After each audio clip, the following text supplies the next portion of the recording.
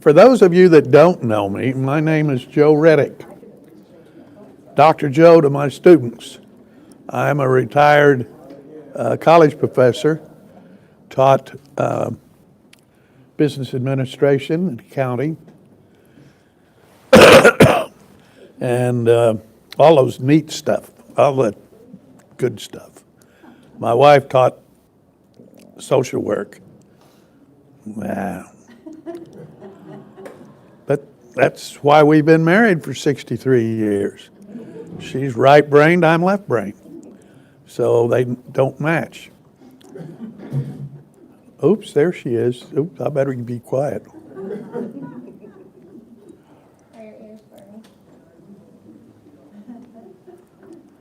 I left them at home this morning when I left. They couldn't be here as early as I was going to be.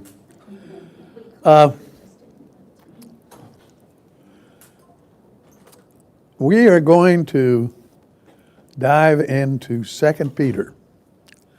Why we didn't go into 1 Peter first, I don't know.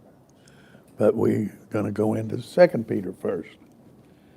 And that, when I first agreed to teach this week, this month, it was Timothy, 1 Timothy.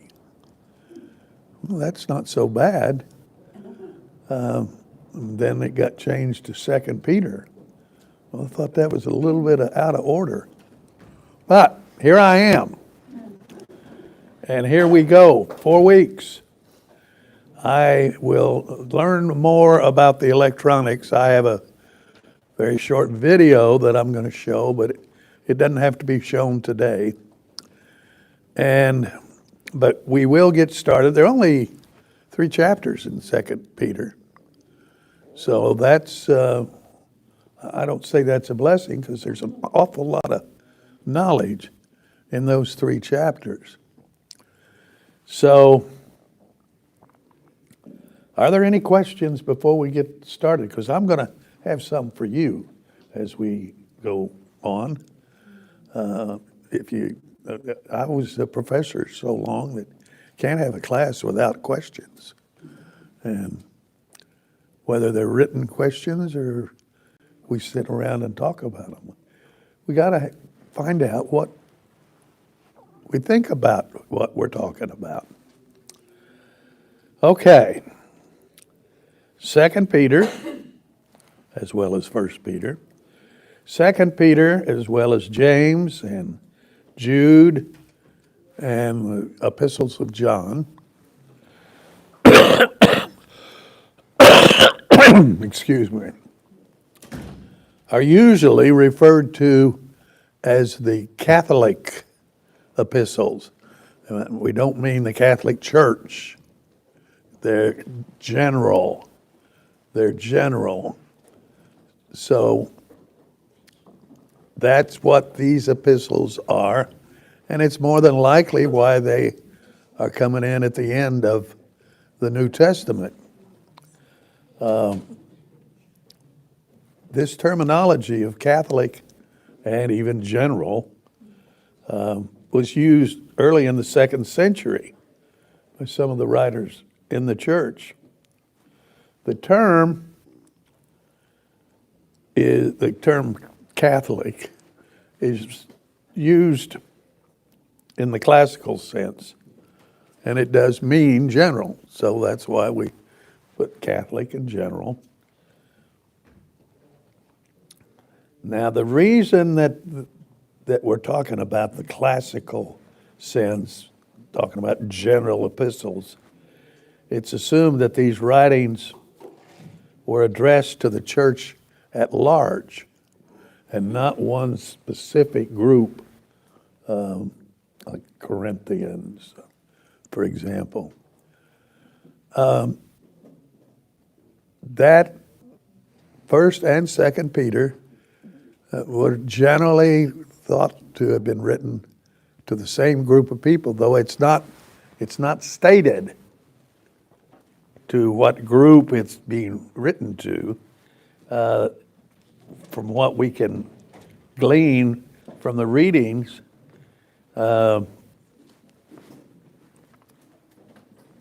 Excuse me. My nose is running. Asthma or allergies are just killing me down here.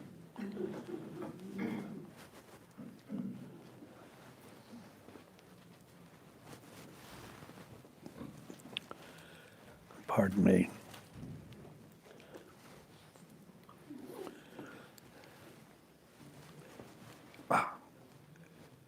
Maybe I'll stand up. Get some Kleenex. I've got Kleenex. You got some Kleenex? I'll leave that in my pocket. Thank you, ma'am.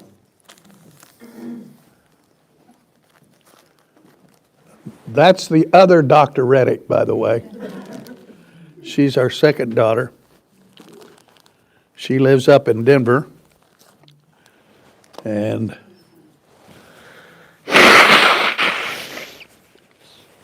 we get to see her every now and then.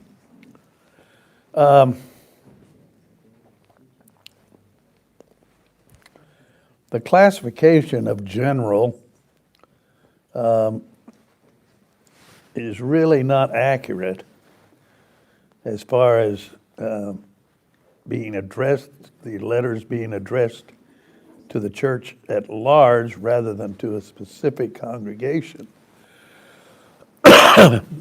Paul's letter to the Galatians, or Paul's Galatian letter, if you will, and certainly the Ephesian letter, are probably no more specifically directed to the Ephesians or the Galatians than the writings of Peter are. So they are different in subject matter and even style. And there again, we have a problem of authorship. In the first century, there was an awful lot of discussion of, did Peter really write this? Though, if we read the first part of the book, yeah, Peter wrote it. But people didn't believe that because there's so much that before and after Paul, this couldn't have been written because Paul was dead or he was alive and he didn't write it. There's just so much. Excuse me. And so the authorship is left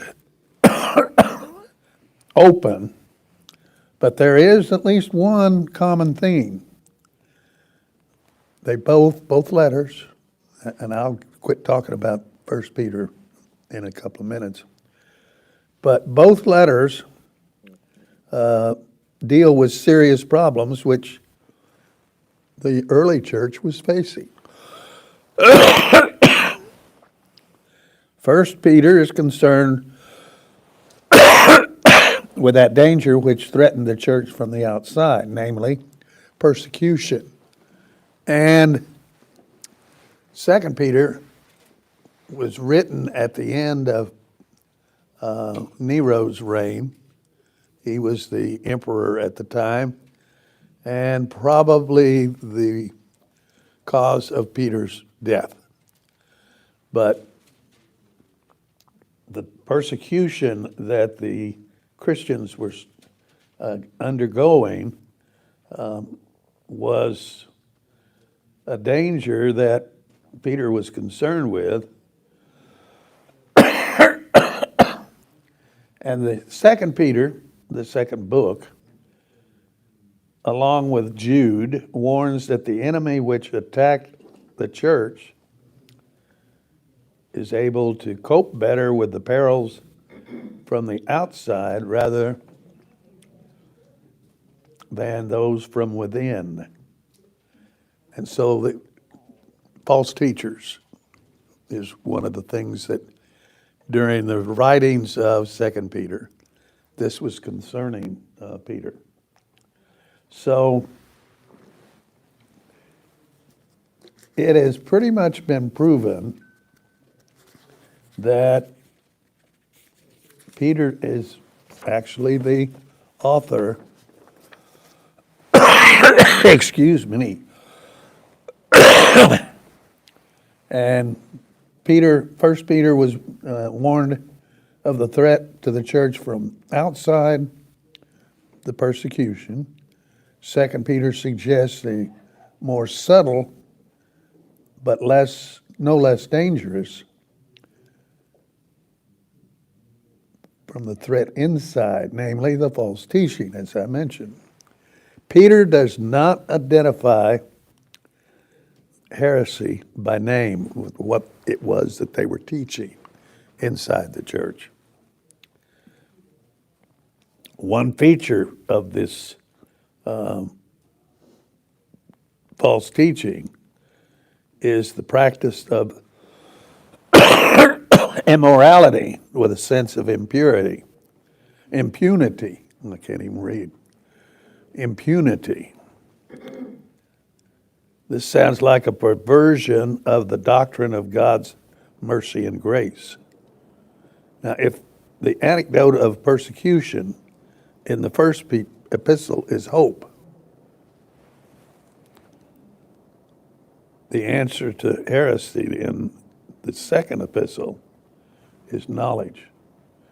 The church, the Christian members that make up the church, need to have the knowledge of what is being taught inside the church to make sure that what they are being taught is in fact the right thing, the truth. Now, the possession of the proper concepts within the church is firsthand knowledge of God and the health. Excuse me, I'm not talking very well. The health-giving Christian character which accompanies it, such assurance, confidence, joy. These are the things that put the people in the congregation at rest. So,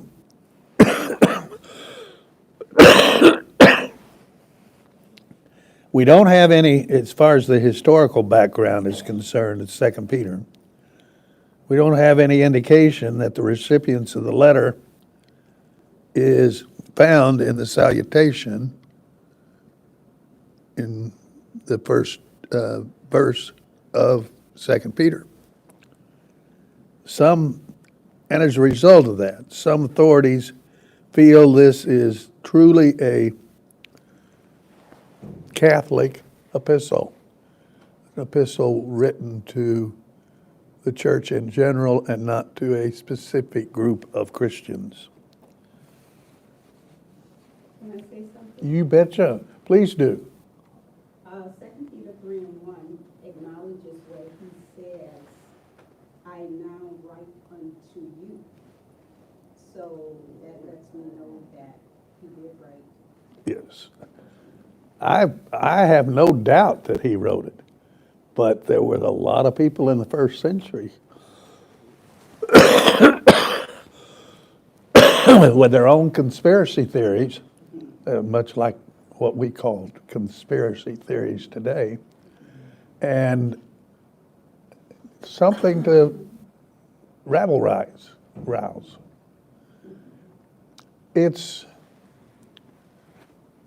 It's no different today than it was 2,000 years ago. People have different reasons for doing things. They want attention. That's one of the big reasons, but we had the same problem. We had the same problem, just different topics. I forgot I had that.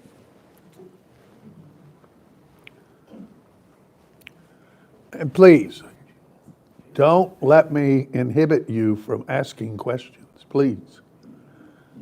We learn from each other. Absolutely. And that's one of the reasons I like this class, because people aren't afraid to ask questions. Oh, no, I just have a comment, and the comment is, back then, what I learned is that, you didn't have very many who could write, in Greek. I mean, they had, professional writers.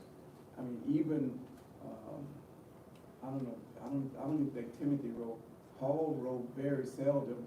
I think there were one or two letters that he actually wrote in his own hand, writing as a sign that that was him who wrote it. But many of them dictated, and they took dictations. And I think when you read Peter, you can kind of get an overture that it was other epistles also that sort not copied, but sort of touch base on. Mhm. And when you read that, so I believe that I always thought that Peter and I thought everyone except from Matthew were unlearned. I really thought that they did not read or write Greek or any such. I really thought that throughout. Now, I'm not saying I cannot be corrected, but many of them were fishermen, and they were on the boat of their entire lives until Jesus came. But Matthew was a tax collector, and he had to learn. He had to know how to read and write, especially how to fix the books up, as they say, they do taxes. But anyway, but I think that Peter is very interesting epistle, and it's a letter to the church. It's very, very interesting. There was one person that was thought maybe was doing the writing for Peter, that these weren't Peter's words, that they were his. Anybody know who that was? Not a clue. Sylvanus. Sylvanus. He is thought to have written a good part of both of Peter's, first and second. But that was just one of those conspiracy theories in the first century. Who is Sylvanus? Huh? Who is Sylvanus? He was a scribe in Peter's time, a Jewish scribe that I guess did a lot of writing. What they call it, ghost writing, or Yeah. Well, most of the people back then, the Jews, of course, they were fluent in Aramaic and probably, and they weren't illiterate. They could read and write. The problem is they had nothing to read except the Torah. right. And nobody could afford to have scribes prepare for them their own copy of the Torah. They had to go to the temple to discuss and read the Torah. But they weren't illiterate. Now, Peter probably might not have been literate in Greek, and so he might very well have asked a scribe to put this into Greek so he could go all over this part of the world. And no big deal either. For that sense, yeah. That's what was done then. These fishermen weren't necessarily have the knowledge to write. It's just something back then. They probably could write in Hebrew. Yes, but not yes. in Greek. This Catholic epistle idea, where the writings are addressed to the entire church, this is something that people were pretty strong on as far as those letters being addressed to the entire church.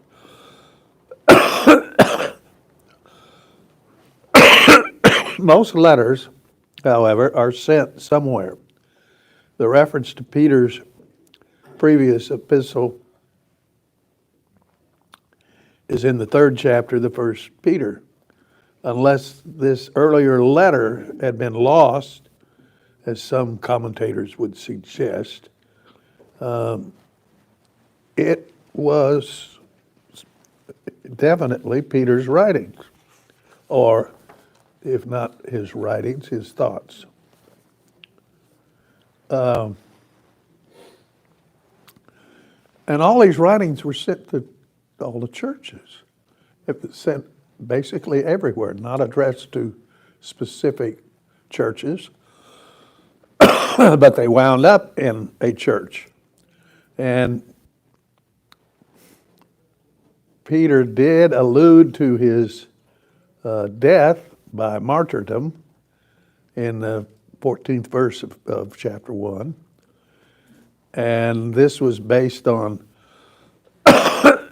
Jesus' prophecy that was recorded in John 21.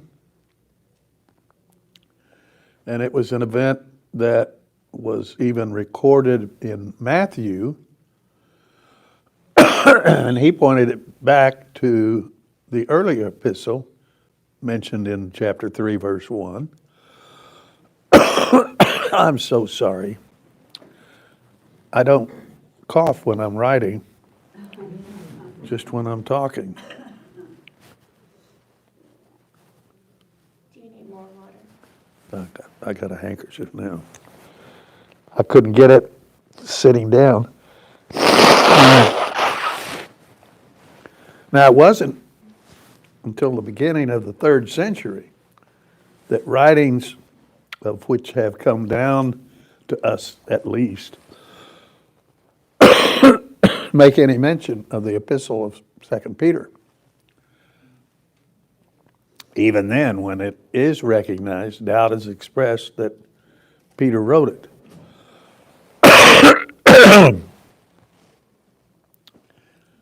So, by the middle of the 4th century, this letter was read in churches and generally accepted as having been written by Peter, though doubts continued to be raised. Did he really write this? Is this from Peter? And we know a lot that Peter had to have been known by churches throughout Asia, that he wasn't just by himself. People knew him. And we know that Peter was a very brash individual.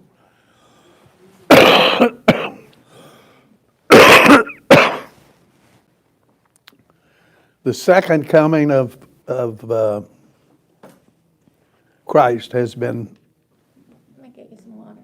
okay, thank you.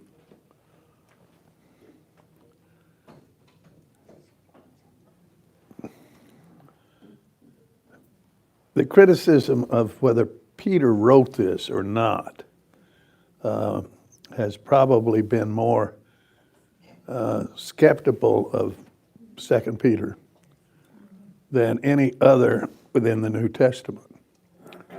And it was one of the later books written in the New Testament. Like I said, it was written during the time of Nero.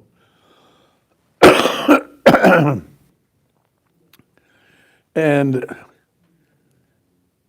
the basis of the attack of the beginners include the late acceptance of the book by the early church, the difference in style between 1st and 2nd Peter, and the possibility people were saying Silvanus was the one that wrote it, not Peter. But to me, that's a moot point. They're saying that Silvanus was the scribe of 1 Peter, and above all, apparent anachronisms in 2 Peter suggesting a date of composition long after the death of Peter. So how could he write if he was already dead, if these writings were coming up after he died?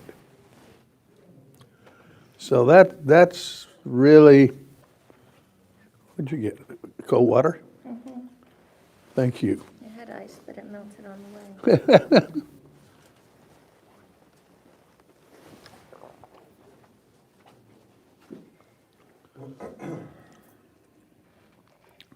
Okay, so we're down to the different style. And Sylvanus' name comes up. And there are some reasons that these people think that Peter didn't write Second Peter, because they were so far apart. The ideas were so far apart. So these ideas of these people suggests that there's a date of composition long after Peter's death. So in what I studied in Second Peter, there are 5 alleged anachronisms that point to Peter not being the writer. The first one, and pretty strong, the second coming of Christ has been long delayed. And we see that in chapter 3, and we haven't gotten to that yet, but we'll see it when we get there.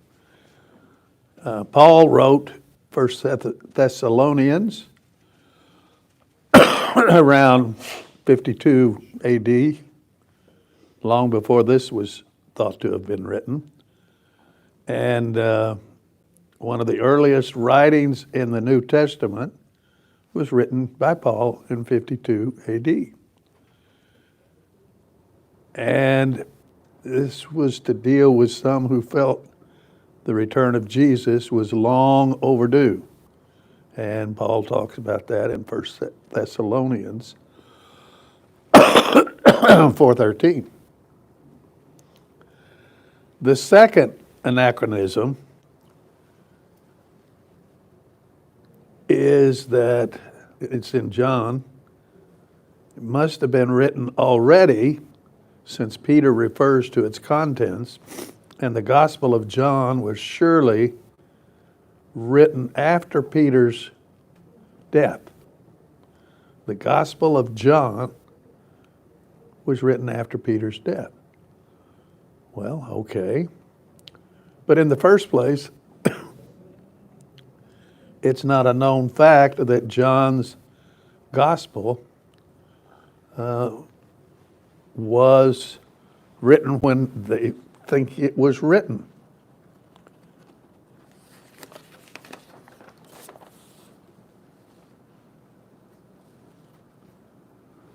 And also, Peter may not have been referring to the passage in John, but to the actual prophecy of Jesus, to which both Peter and John allude to in their writings. The third anachronism, Paul's letters are considered scripture. We see that in chapter 3 of Thessalonians. Paul did consider his writings to be the will of the Lord. And some of these, of least of them, were circulated at an early period, Colossians 4:16. So, heresy was not a major problem until the 2nd century. And we're not going to see that for some time, because we haven't gotten there. None of the writings in the New Testament are written that late. Peter is warning about an infant heresy. In addition, there was enough false teaching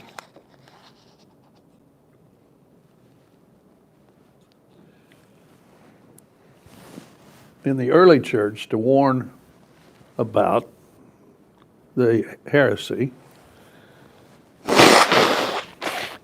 So that false teaching in the early church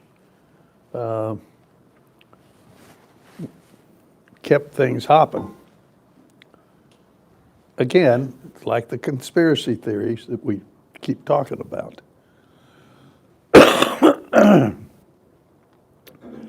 And the fifth one was Peter using Jude for his chapter 2.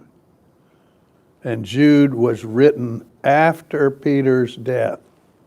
So how could he use chapter 2 from Jude when Jude's writings was after Peter died? Again, it kind of locks things up. Sorry? Even if one writing underlies the other, 2 Peter may have been the early one. Although we have many objections having been raised in due to Peter's authorship of 2 Peter, none came out coercively convincing in refitting the testimony of the text itself. So these 5 anachronisms, they sound good in writing. They sound good when somebody is speaking them. And if they're good oratory, then people will believe them. It sounds kind of like a political campaign. And if you talk well, then you can make your point. And people will start believing your point. And that's what Peter was trying to overcome. Are you saying politicians are deceptive? You think? Yes, sir, I do. I do. So I have a question.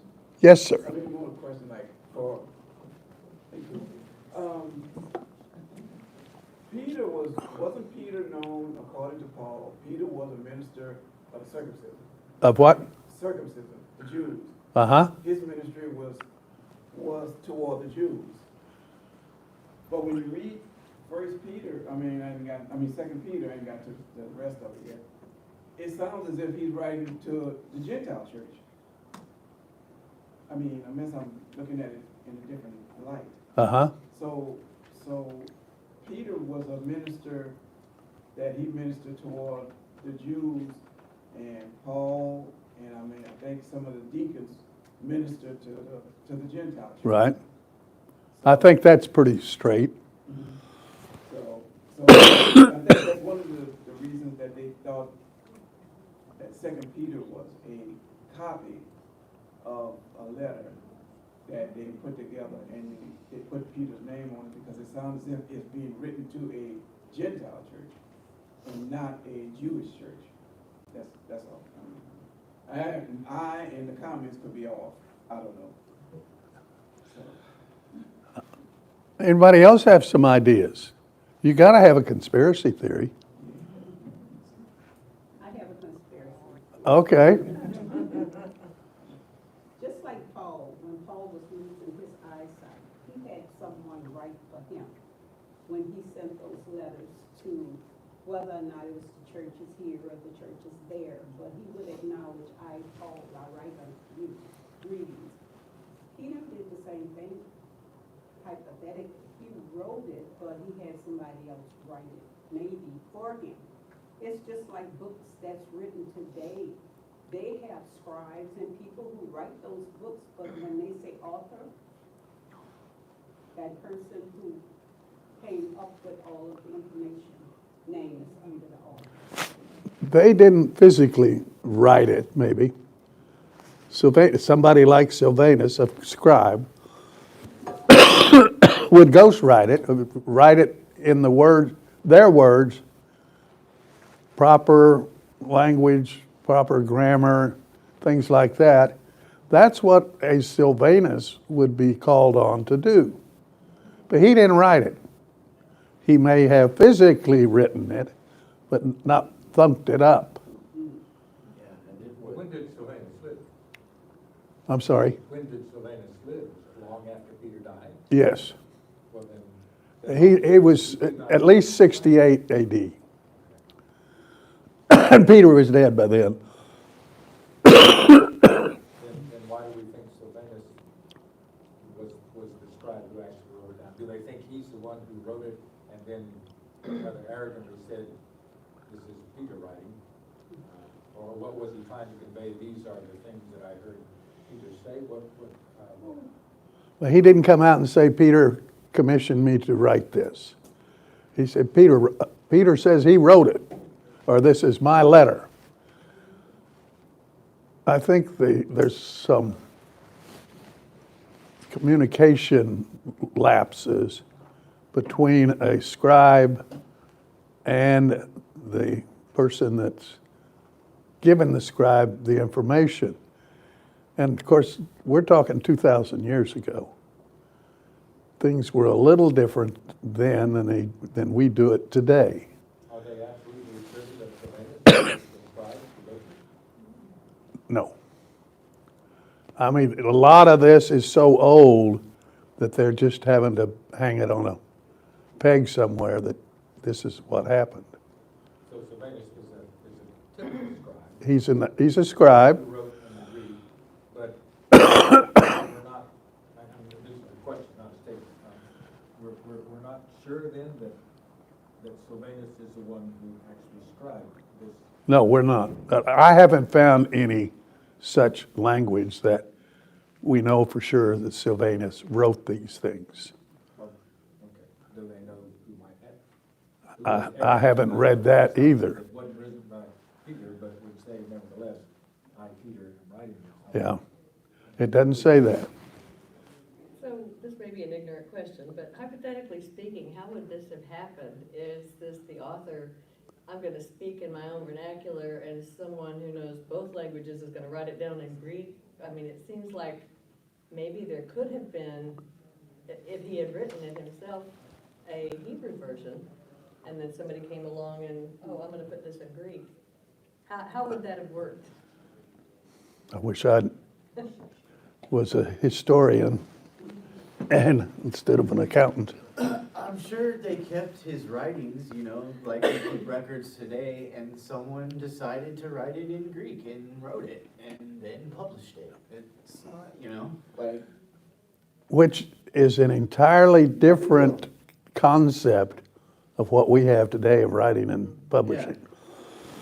Because they had libraries, so they probably had scrolls, Yeah. so very, they were probably trying to put the Bible together or like whatever, right? And so they gathered what they wanted to write and they wrote it in their language. Historically, we have many objections to Peter's authorship of 2 Peter, even though it's got his name on it. People are still arguing that he didn't write it. And there are none of the objections convince readers in refuting the testimony of the text itself. In other words, somebody had to have known that and wrote it down. Now, how it got from whoever wrote it down to the Greek, or maybe it was even into Hebrew, or maybe it was written in Hebrew in the first.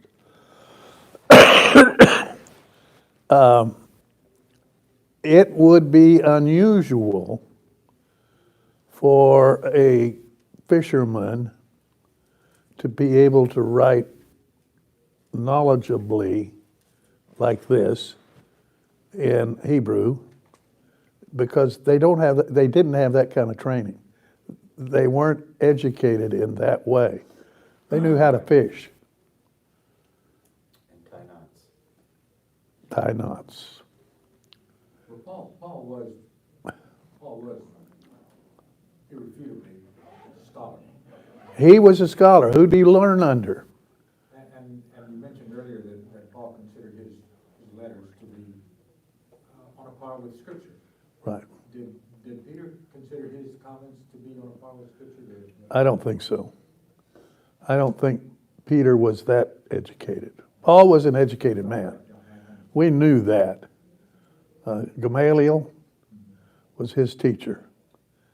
And so Paul could write. And he probably wrote much of what we're reading today. Peter was not that well educated. Yeah, or at least he dictated it to someone who wrote it. Right, because- exactly. He could use the proper grammar, I would hope.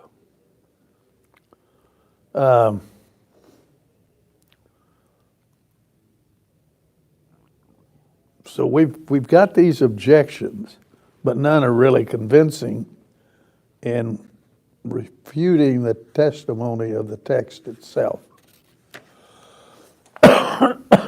Now, at this time that 2 Peter was written, Peter believed that time was running out for him and that death was close, imminent, if you will. So it's probable that this letter was written shortly before his martyrdom. And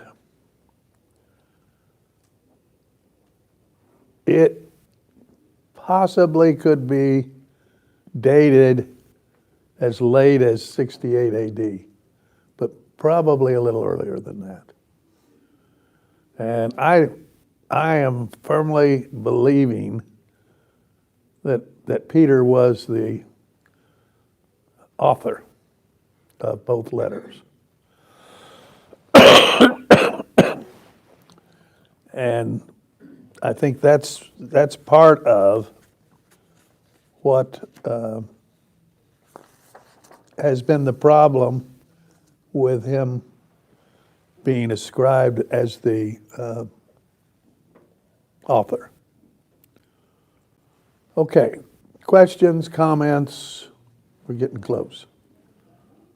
One question, I'm sorry, one more question. That's okay.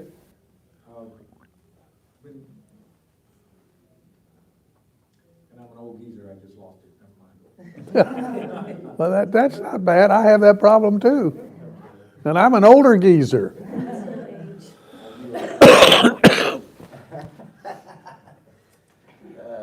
Joe, I think the whole debate over authorship, when it clearly states the opening of both 1 Peter and 2 Peter, goes to the whole purpose of the letter and applies to us today. Yeah. Because we can say we don't like what the Bible says about something that we like to do. We can debate it all we want. Sure. At the end of the day, it's what was written in the Bible, And who put that there? inspired by God. Yes. And it was codified by God. This is going to be in the New Testament. Yes, we have trouble with that sometimes. Because Bec- or it's what I want to do. Right. Or whatever the reason. I or me gets thrown in there. By the way, it came back to me. Okay, good. I thought maybe it would. The comment earlier was that, perhaps someone of later generations saw these writings of Peter and decided, well, no, this needs to be rewritten and sent on. Do you think later scribes, if that is what happened, or did any of the scribes back, were they known for tweaking it a little bit? I mean, we have Creating? several parts of the New Testament that say very clearly, earliest copies of the manuscript don't include these verses. Yeah. But those only appear in the Gospels. Could some of these scribes have done some tweaking on their own? Possibly. And if so, our question is, so does that diminish is this a new word, this scripturality of it? Can we accept it? Has the argument been projected to that extent, where they actually question whether it should be in the Bible, I'm sure. Oh, I'm sure there was an awful lot of that before the New Testament was finished, canonized, right. I'm going to find something that will take my cough away next week. I apologize. I do have, and since I do have that short video, it's about 8 minutes, but I think it's pretty interesting. It's done in caricature format, but it does give us a pretty good final story of Peter, 2 Peter in this case. And we'll have I've got a couple of questions over the reading in chapter 1 that we'll go over chapter 1 next week. So please read chapter 1.